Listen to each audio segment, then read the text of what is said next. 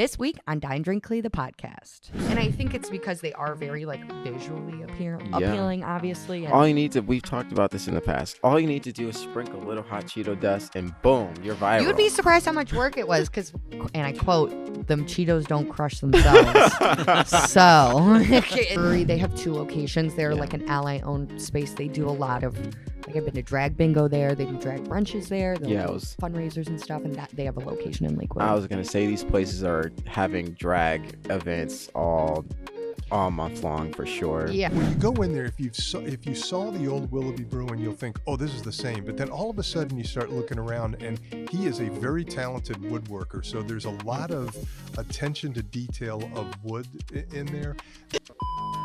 BBL Glizzys. Nope. Why do they call them Glizzys though? Where does that come from? Apparently it comes from Washington State. I'm Josh Duke. And I'm Alex Darus. And you're either watching or listening to Dine Drink CLE, the podcast, where each and every week we're going to be joined by cleveland.com's best and brightest food experts, insiders, and influencers, talking all things eat and drink here in the Northeast Ohio area. What are we talking about today, Alex? Yeah, so it's June now officially, hard to believe. So it's Pride Month, so we're going to talk about some LGBTQ-owned and ally-owned bars and restaurants to celebrate this month at. We're going to talk about a new brewery in Willoughby with a fun name called Tortoise. And then finally, we're going to talk about Glizzys, another fun name, but it's a hot dog cart that is not your typical hot dog cart in Northeast Ohio. So plenty of fun summer things to talk about today. Yeah, so just kicking it off with Pride being in June, and we just had the big Pride in the CLE March and festivities on Saturday, and that was just amazing to see so many people occupying malls, C and B, and yeah, it was huge. Yeah, it was insane. I've never seen Pride be so big in Cleveland, and for the food part, there was a ton of food trucks, a lot of food trucks. Yeah, there were, and the funny part about it is just so hard to navigate because there were so many people, but there were so many food trucks and there was a lot of space. I had to give myself an hour to do a lap and be like, okay, this is what I'm gonna eat and how I'm gonna plan it out. But no, it was awesome. And then it's all month long too. I know a few, I guess, LGBTQ owned restaurants that aren't you might not think of, that aren't gay bars and clubs kind of thing. Salt and Poppy, both owned by Jill Veda, who is a James Beard nominated chef. She's a proud LGBTQ owned restaurant owner. Cloak and Dagger, which I know recently has announced a writer's room. I'm sure we'll talk about with Paris Wolfe eventually, but you can go read her story. They are also LGBTQ owned. Bruella's in Lakewood, Crepes and Coffee, Pop Culture CLE. I don't know if you tried them at Pride. They are a popsicle. It's not really popsicles. It's like ice cream in the shape of popsicles, but she does amazing flavors. She has a creme brulee popsicle. Wow, it's so good. Is that like in a storefront? Yes, it's in Solon. Okay. Yes, there's a storefront in Solon, but they're also at a ton of events. I actually haven't been to the storefront because we've seen her at so many events. She'll do boozy popsicles too that are really good. So it's because I might have missed it, but was it like a stand, food truck? What it was a stand. Okay. It was across from the lemonade. Okay. Yeah, but then also there's a few of the, I guess you would think of as the gay and lesbian bars. Twist is ally owned. Jukebox, Studio West 117th is LGBTQ owned, which I know we've been to a lot together. Leather Stallion Saloon, I think, is the oldest. They say one of the oldest and longest operating gay bars in Ohio. Been around for a while. I have not fact checked that, but they've been around since I think the 70s. Gay owned. So there's just a lot of fun places to go. Even places like the Yard in Willoughby, Geraci Slice Shop, and Lionheart are all co-owned by Chelsea Williams, who is a proud woman and LGBTQ business owner. So there's a lot of ways to just support. Yeah. And when we talk about all these gay bars, a lot of them are in the Lakewood area. I've noticed it's a very gay area, I guess, for lack of a better term. But no, there's several. That's where Studio West 117 is. Yep. Even though I think that address, Twist is technically Cleveland, but it's right on the border. Right, but they're literally right around the corner from each other. And and even Bottle House Brewery, they have 2 locations. They're an ally-owned space. They do a lot of. I've been to drag bingo there. They do drag brunches there. They'll do fundraisers and stuff, and that they have a location in Lakewood. I was gonna say these places are having drag events all all month long for sure. Yeah, and I mean, a lot of them too, it's not even just this month. It's like I don't know, like Brew Nuts is an example. They're very much an ally space like you. It's hard to walk in there and not feel that they're very into pride and very accepting and everything like that. So it's like, yeah, it's good to think about these places at the month of June, but also just like all year round too. Yeah. Yeah, but it is nice that places like Brew Nuts are probably going to, I haven't checked, but I'm pretty sure they're probably going to have some rainbow. Oh, they had crazy donuts on rainbow Saturday. donuts, yeah. That's like a great Instagram follow. Yeah. One thing that I was really surprised to see on there, I just had no idea, but did I see on your list Gracie's Pizza? Geraci's Pizza. Geraci's. Yeah, so Geraci's is co-owned by Chelsea Williams. She co-owns it with Jason Bodert. They own Lionheart Coffee, The Yard on 3rd in Willoughby, and the soon-to-open Steak in Tremont. Yeah, and I know in your story, obviously we've got a long time until the end of June. Well, relatively a long time. It feels like it, but we all know it's going to go by way too fast. Yeah, but you're going to be updating it, right? Yes, I've already updated. Yeah, because I'm only kind of including people who reach out first or confirm they want to be on the list. So yeah, if you are an LGBTQ bar and restaurant owner or an ally-owned bar and restaurant owner and want to be included, you can email me at adarus@cleveland.com and we'll get you on the list. And now we're joined by Marc Bona, who's going to talk about Tricky Tortoise, a new brewery in town that moved into the former Willoughby Brewing Company space. So hi, Marc.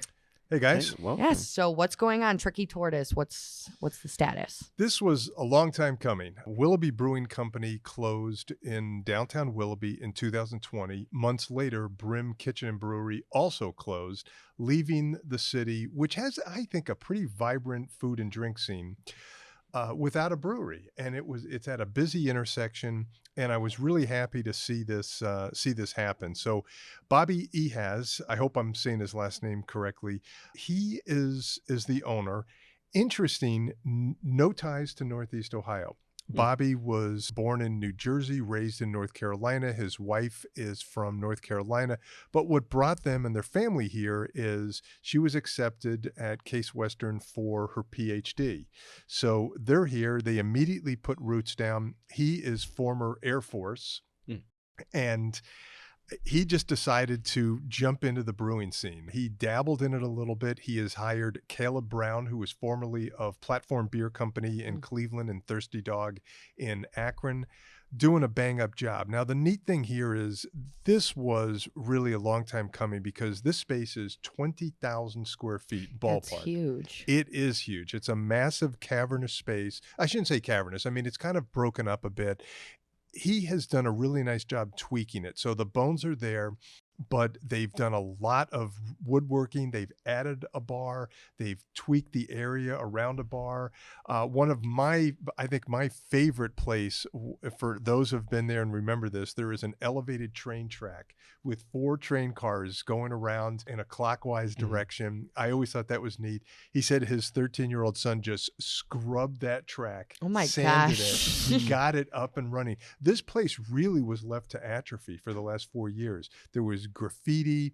There were some people who broke windows and were squatting there. He has cleaned this place up. I think he's done a tremendous job. And all in all, I think it's going to be really, really good for Willoughby. And it's officially open now? It is open. Yeah. So I guess one thing that Josh and I would probably ask is what the name, Tricky Tortoise. Yeah. It's very playful and fun, but it's kind of goofy. So how did he come up with that? That's a perfect description, Alex. And I asked him that because I was really curious about that too. I had a really long sit-down interview with Bobby. He's a good guy.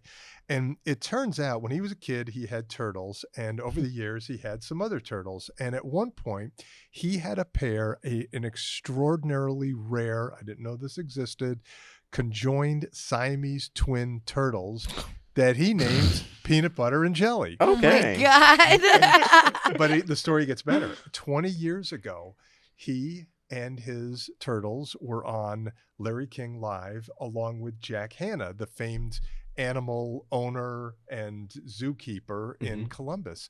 And it probably was when Bobby was serving there because he was in the Air Force and he bounced around to different bases. But he said he and his family got to know Jack Hanna, great guy. And he said his kids even got to play with Hanna's animals, and it was really neat. So he had a little bit of fame there. Yeah, the the turtles were very famous. Apparently, they should have some kind of peanut butter jelly That's a homage great on the idea. menu. Well, yeah, I guess that kind of goes Yeah. into what I was going to ask next is what's on tap? Is it just beer or are they going to have food or what's that kind of situation? They've revamped the kitchen, tweaked the menu, brought in a chef. And when I say revamped the kitchen, they really cleaned it up. And it's kind of sort of state of the art in some ways. They redid a lot. This place really did need to be cleaned up and they did a great job. So they've got a really good menu that includes hand-breaded zucchini and hand-breaded mozzarella, a lot of pub fare, things like that. The beers are very much a traditional core group of styles. There is nothing crazy. There is some IPAs, there's lagers, there's a Helles lager that was absolutely delicious that I tried, things like that. So nothing really, I think they're doing a smart thing. They're going to get these cores going, then we'll see where they go from there. But I really like the space. I did a story a few years ago on two places that each had about over 100 taps, and they were across the street from each other down in Akron. And I did some research and found out that this really helps each other. It's not that they're keeping people out. People like having options for high-end products also including craft beer.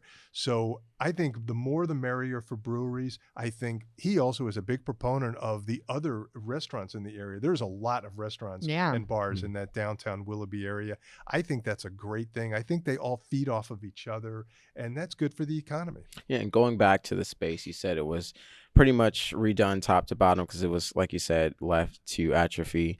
What sort of were some of his inspirations for the decor and the design and what's the the vibe vibe that he was going for? You know, when you go in there, if you saw the old Willoughby Brewing, you'll think, oh, this is the same. But then all of a sudden you start looking around, and he is a very talented woodworker. So there's a lot of attention to detail of wood in there. The outdoor bar, there's a really cool, almost like a three-season room, has teak. Teak is an expensive wood that's meant for outdoor furniture, really classy looking stuff. And it's almost like puzzle pieces that are put together. I think that's really neat. He did some great tile work inside, a lot of hardwood. It's just a comfortable space. And the key thing he also did, this is the big change, he took out a lot of booths and some dividers. So the place, which was big enough, is now more open. So you don't feel so closed in. And I like places like that don't partition you off as much. For sure. Yeah. So, but I think also like what you were saying with there's so much in that downtown Willoughby area, and it's kind of smart to go with the more basic beers because I know kind of in that same vicinity is Pulpo Brewing, and they do a lot of like really kind of fun. They're Latina owned brewery, so that's a lot of the flavor inspirations and stuff. So it's kind of like you said, people can go there for something more experimental and then go to the Tricky Tortoise for a lager after or something. That's exactly right. I love that diversity is a good thing in every sense of the word. And you should, there's something for everyone in that area. So I think that's pretty neat. For sure.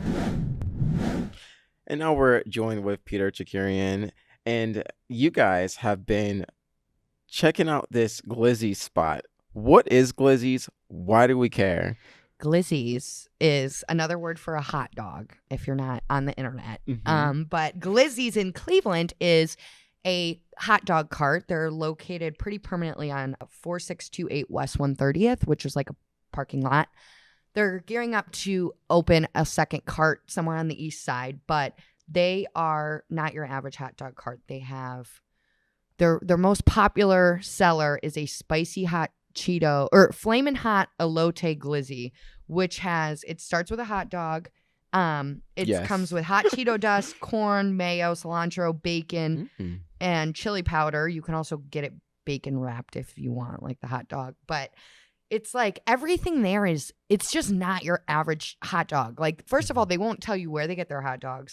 They won't tell you how they cook their onions. It's a little scary, but okay. No, but because it's a secret, because then you can go home and do it yourself. Okay. They're all beef hot dogs and everything like that. But they're really delicious. And I know Pete got to try them at Pride this weekend. So what did you think? Oh, they were fantastic. And in fact, that was the first dog that I had was the one, the Flamin' Hot Cheetos. And I immediately thought of you. Yeah. I'm like, Josh has got to have one of these because I know this is totally in your wheelhouse. I'm so mad I missed it. It's like I was in and out at Pride, clearly, and I didn't just miss all these amazing things because I would have went straight there. I know you've talked about Glizzys. You kind of made me really want to go seek it out, but I just haven't had an opportunity to go out. Yeah, it's pretty cool. Rudy Kovac and his fiance Larissa Raimondo, I think they first got the cart out in August 2022. He built everything himself. Like, they were working in painting and home renovations. COVID hit, kind of messed up their business, and he was like, what is an essential business is food, and especially a hot dog cart. You can't really close seating or anything. Right. So they got started, and I mean, now they've blown up on social media. I know they've had a bunch of like foodie people come, but I was even just like scrolling through their Instagram today, and like Lil Uzi Vert has liked a video of their hot dogs. Like, it's well beyond the Cleveland reach. Interesting. And I think it's because they are very like visually appealing, obviously. And all you need to, we've talked about this in the past, all you need to do is sprinkle a little hot Cheeto dust and boom, you're viral. you would be surprised how much work it was, because when I was talking to him, they were saying they do about 3 hours of prep a day because, and I quote, them Cheetos don't crush themselves. So it's not easy. But no, I mean, that's what he was saying too. It's like he was going to all these hot dog carts, and it's like they all have the same options. And I mean, even they have different kinds of relish. They have cooked onions, cooked peppers. Like, they carry Cleveland ketchup. They do some local mustards and stuff too. It's just like very different. So Pete, you had the hot Cheeto one. Based on your experience with that and looking at the menu, what would you go back for next? I think I might play around with some of my own my own combinations, because you can tell that what they do with the condiments and with the toppings, they're doing them all originally. And I asked them too, you're trying to unlock the secret of like what makes the flavors work together the way that they do. I don't know what they cook their onions in. I was trying to unpack that. I think there's Worcestershire sauces involved. I think there might be some balsamic vinegar involved in there, but good luck unpacking all of that, and good luck trying to get them to talk about it too. What I do know though is that the flavors just absolutely explode, and it's like Alex says, it's not like your traditional hot dog cart. They're definitely taking it, leveling it up. It's, like, more it's pieces upscale. of bacon. Like, you can tell it's not like little bacon bits out of a thing. Like, they are making bacon. Well, you can get your hot dog wrapped in your glizzy, wrapped in bacon, but also it's like, even on that one that comes with bacon crumbles, it is like full pieces of bacon on it. Yeah, and you have shrapnel at the end too. Like, you so couldn't good. possibly get all of the pieces parts of that particular dog in your mouth. There's all kinds of lovely shrapnel to pick up and eat when you're done. Very rare is it for me to find something, surprisingly given my stature, very rare for me to find something where I'm not even done eating the first one and I'm already thinking about, okay, I need the next one. That's where I was at. Like, 2 bites into this dog, I was like, I need another one. You guys are making me feel like depressed. Like, well, they're on vacation this week. They will be back. I'm even more depressed now. June 11th, which will be a couple days after this podcast. This comes out on Friday. So next Monday, they will be reopened, and you have to go. There's always a line. They're open, I think, like 4 hours, usually like noon to 4-ish out there. Okay. But it's so worth it. Do you know, did you talk to them about sort of what they do during the winter, or do they still come out like during the cold? That's a good question. That's a really good question. Because they're kind of new, right? They only started. Yeah, they started August 2022. I know they're doing a lot more events this year. Last year they did MGK Day. I think that was like their first big event. They've gone to the Mansfield prison for some kind of event there, and then Pride, obviously. So I feel like they're just kind of gearing up, especially now that he is getting ready. He's finalizing permits and stuff for this second cart on the east side, because I mean, I was just standing there for like 30 minutes while talking to him, and obviously he had to stop to make hot dogs in between.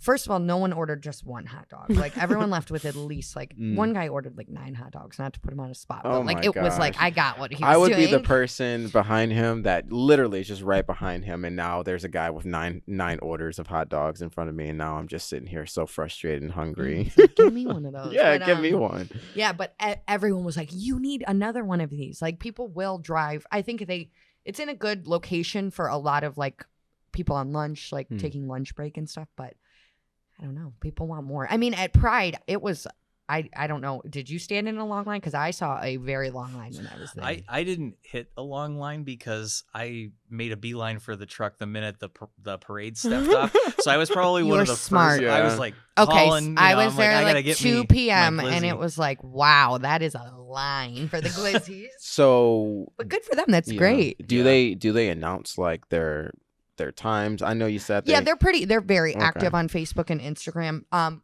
Pretty much every weekday. 12 to 4. Mm-hmm. But I mean, it is literally just these 2 people. They're working on obviously finding another person to man the new cart and stuff. So I know like they've posted before, like, no, someone's kid had a doctor's appointment. We might be a little late today, but they're very present on social media. I know they have over 10,000 Facebook followers and like 15,000 Instagram followers. So they've really built in a small amount of time a huge following. And I think part of it is just because their hot dogs are so they're just made for Instagram, like in your mouth, apparently. Well, yeah. Well, especially if you're a hot Cheeto lover, for sure. Yes. I think what makes them extra flexible too is having a cart. That's going to be great for accessibility purposes to get them into places during the winter time. Now that the ball's really rolling for them, they're talking about a second cart. I mean, they're going to the sky's the limit in that sense. Well, also going off of that, he talked about eventually wanting to start a brick and mortar restaurant somewhere. I know they're looking at a few locations to put a Glizzys restaurant. So who knows how that would be long really in good. the future that will take. But yeah, I think it's just the beginning for them. And it just sparked an idea for me. I bet you could book them to like do a private event for you. Your birthday party? Yeah. I might just do that. Do it. If they don't do it, you're gonna have to call and beg them. Be like, can you come to my birthday party? Yeah. Do it. I want an invite. I'll be there. Yeah. That'll be the whole reason people show up. Screw my birthday. Oh, and another thing I was gonna say too is another thing. Yeah, wait. We'll bring you. I'll buy you a hot dog. Yeah, okay, I'll take it. But another thing that he was really prioritizing when setting up the stand is not being downtown, because all the hot dog carts are downtown, and he wanted to kind of be in a little different area. And I think it's really ended up benefiting them because, I mean, yeah, you might not have the downtown workers on their lunch break, but if you have an hour for lunch and you're within like 5-10 minutes of Glizzys, like people are going there for that for sure. So you got to get over there, Josh. You got to get what the hype's about. It's totally all you. I mean, that elote dog. We're trying to indoctrinate you into the Glizzys cults. It's all you, especially after your 5 for Friday. I was sitting there eating this hot dog. I'm like, they should call this the Josh Duke dog. It reminds me of, I really wish I had wrote and remembered this place, but it's in Las Vegas, so who cares? It's not Cleveland anyway. But there is a small hot dog spot on the Strip in Las Vegas that also offered like this very bacon wrapped beef dog with hot Cheeto dust, corn, like a avocado salsa on it too. That it was just so good. The cream and the aioli and everything they did. And this feels like I have that now here. No, literally, home. Larissa, who co-owns, she was saying that they don't know why people weren't putting the carts weren't offering different toppings, because it was like people would go on vacation and you would get these hot dogs and stuff. It's kind of like, like a fun thing when you're in a Vegas or a Miami or something. But it's like, why can't you just have it for lunch on a Tuesday? And that's my presidential platform. So cut. BBL Glizzys. No. Why do they call them Glizzys though? Like, because, where did that come from? Apparently it comes from Washington State. Like that they call hot dogs Glizzys there, but this guy was playing Fortnite during COVID and was wearing a hot dog skin. I don't know, like I know what you're talking about. And someone's like, "That's a nice Glizzy skin," and he's like, "What is that?" And he Googled it, and he's like, "I'm gonna call it Glizzys." So that's just why we're starting to call it Glizzys now. Yeah, but then after that, like it was like after he said that happened, then it was like all over the internet. It's slang for Glock. Wait, really? Oh, God. And hot dogs are approximately the length of a Glock, which is why... That guy did not... He told me... Okay, I haven't Googled this yet, but he said it was from Dictionary is your friend. Washington State. I did suspect it was something slightly nefarious. I'm not going to lie. Well, yeah, I did. That's so funny. Yeah, Paris literally knew right away. Thanks so much for listening to or watching Dine Drink CLE podcast. Make sure to like, follow, and subscribe on Apple Podcasts, Spotify, YouTube, or wherever you get your podcasts. Follow us on Instagram at DineDrinkCLE and subscribe to our newsletter at cleveland.com/newsletters.